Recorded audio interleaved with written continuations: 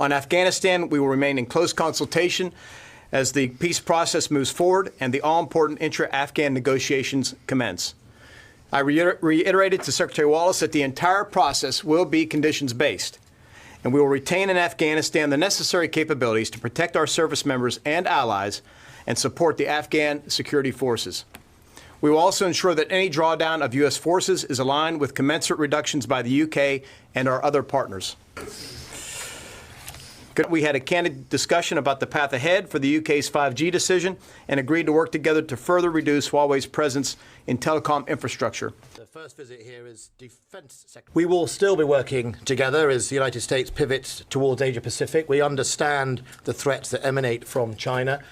We don't take those threats lightly.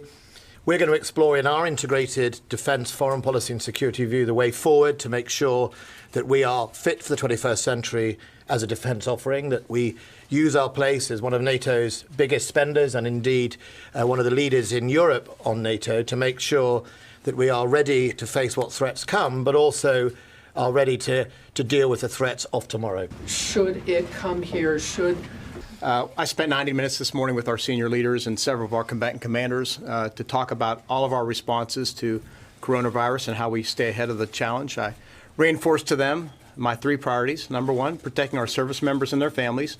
Number two, safeguarding our mission capabilities. And then number three, supporting the interagency. And I'm assured by them they feel confident that they have all the authorities that they need, and we're continuing to push more and more resources their way as they need them. We went to Afghanistan. We did so to try and get peace.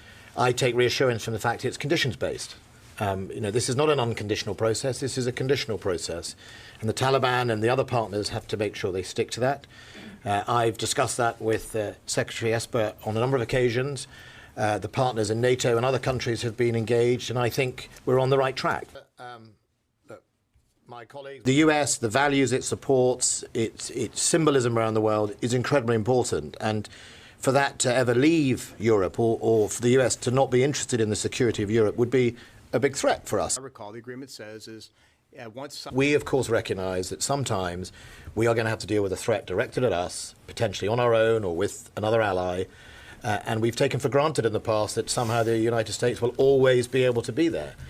But the world has got far less secure, not more secure. That means we are all more stretched. We all have to find the capacity and the capabilities to defend against it.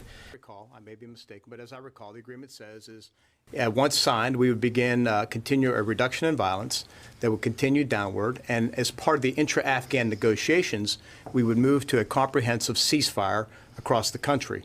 And so that's what we're committed to implementing. At the same time, part of the agreement states that we always have the right of self-defense and to defend our Afghan partners, which we've done in the past couple of days and will continue to do. Very quick. The words reduction in violence do not appear in the 4 pages. So once again, where have the Taliban signed up? So I'd have to look through it again. There are also 2 implementing arrangements that are not available to the public that addresses things such as the Taliban's counterterrorism commitments and the withdrawal of forces, and it may be in there. I don't have a photographic memory when it comes to agreements. Last question, Sean Kennedy at Channel 4. If we could keep it. If Huawei technology is found in the is adopted by our partners and allies, we're going to have to assess each on a case-by-case basis. I have not yet been told that it's a problem right now with where we stand, but it's something we'll continue to assess, and we're going to continue talking about it as well. But we both understand the threat of Chinese technology in our systems. The UK feels very strongly that the mitigation measures put in place will address that. We need to work with them to understand that. What would constitute failure? Many people would say that our aim is to ban, which we already have done from our very core sensitive networks, they're not in our networks like that, to cap them in the more commercial edge of our networks at 35% and work to cutting them out of the networks. So it is a ban, cap and cut, and that's the direction we're going. Thank you.